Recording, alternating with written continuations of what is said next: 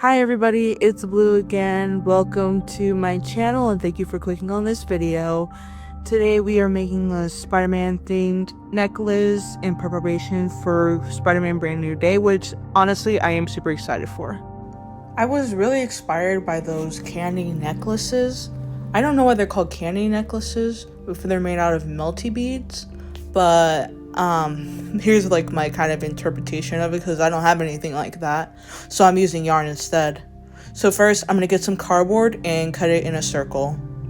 I used a sort of really stiff cardboard to cut out this circle since the cardboard is acting as a base, and I'm going to use a lot of glue, so I don't want to run the risk getting like soggy cardboard, okay, because I used a lot of glue, more than I thought I would use. So yeah, slather it in Elmer's or whatever glue you have. I'm using this liquid glue. I trust it more than I trust glue sticks. Now we're going to move on to the yarn. You're going to start from the outside and move on to the inside. I found that this was like the easiest way to get the most clean looking coils. So yeah, just try your best on this one and try to follow me. We are going around like a second time after this, so there are room for mistakes, but just try your best not to leave too big gaps.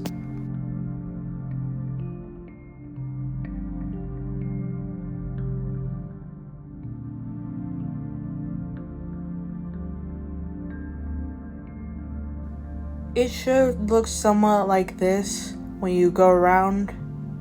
I left like quite a few gaps, of course. This was also my first time doing this, so I'm going to use a heat gun to help the drying process a bit.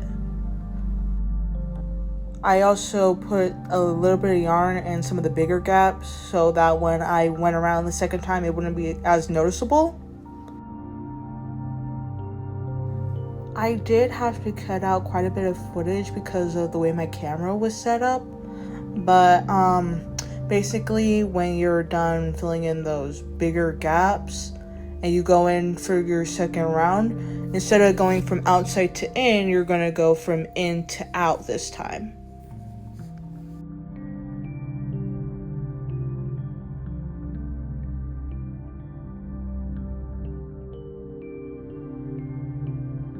Since the first layer from the first round of yarning, the glue has dried a bit, so I'm kind of using the glue on top of the newer yarn so that it sets a little better, but you can see how like clean it's coming out because I'm doing this. I'm kind of like spreading it across everywhere. This is the layer where you want to get things really neat.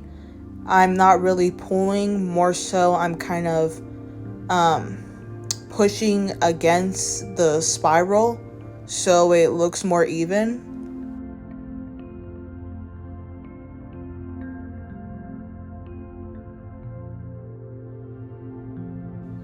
It should look like this. On the side I did leave a bit of cardboard exposed, so I'm gonna trim that off.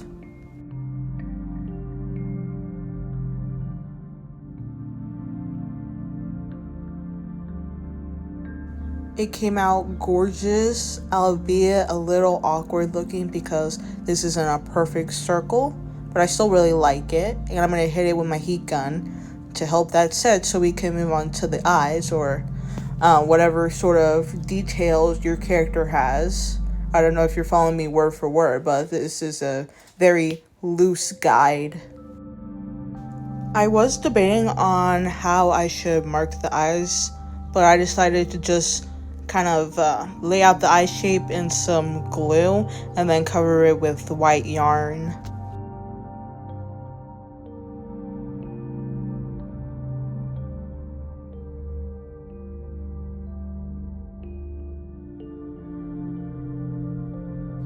You're going to do the same process you did on the second layer. You're going to make a really tight center and go outwards from there, following where the glue is going and treating it sort of as like a guideline.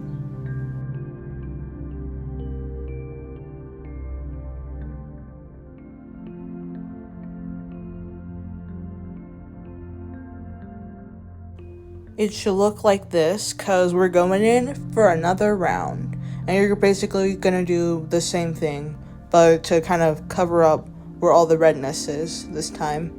It was like much easier on this side than the other left side, so I'm not going to show you how I did that part, but this part, I'll sort of like speed it up for you a bit.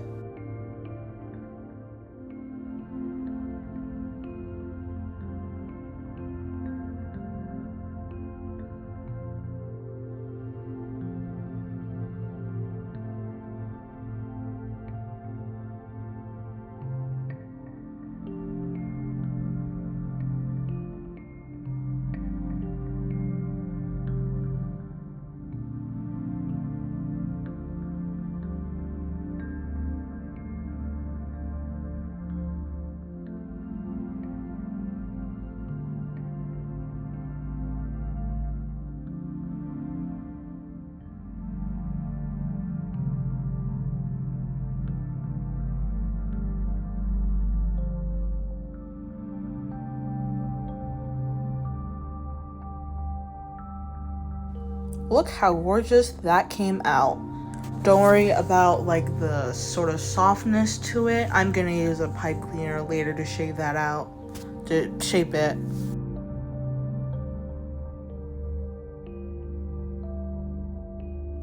Okay, so I did the other eye off camera and here I am finishing it up.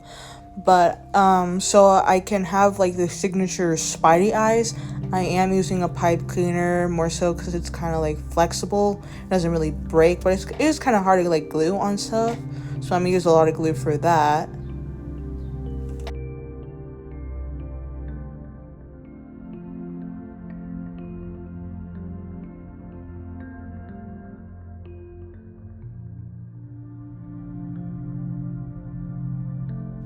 So you're gonna bend the pipe cleaner to fit around the eye, because if it's too big it'll look a little weird.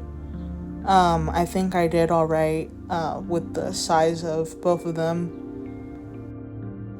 I did have the fun realization that I accidentally made Deadpool without the stripes, so you know, if you want to make a Deadpool candy necklace, whatever this is, then maybe stop here.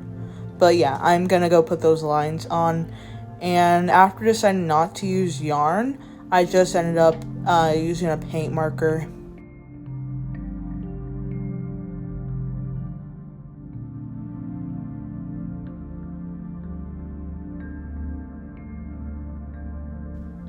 So I had to do this off camera because the way my camera would set up again. So after doing that, we're gonna make like the actual necklace part, and this is the part where you can pretty much use anything. You can use like chains, ribbons. Well, I used a ribbon, but pretty much anything that's kind of like long and cuttable in the house. I just happen to have this on hand, and it was the perfect color for Spider-Man, so I thought that would be fun. And you're gonna cut it to length, so if you like want it really short, then like cut it real short. You want to use your neck as like a sort of model. You know, I ended up making mine's like pretty long.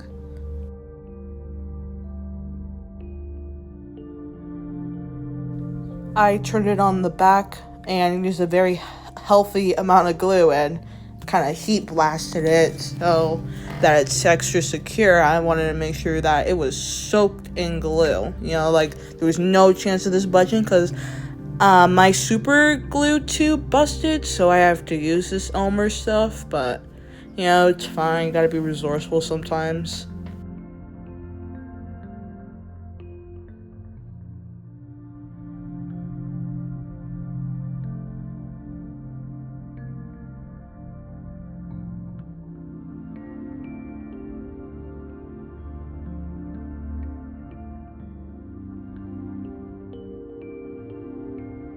And then you're pretty much done. Have fun with your DIY merch.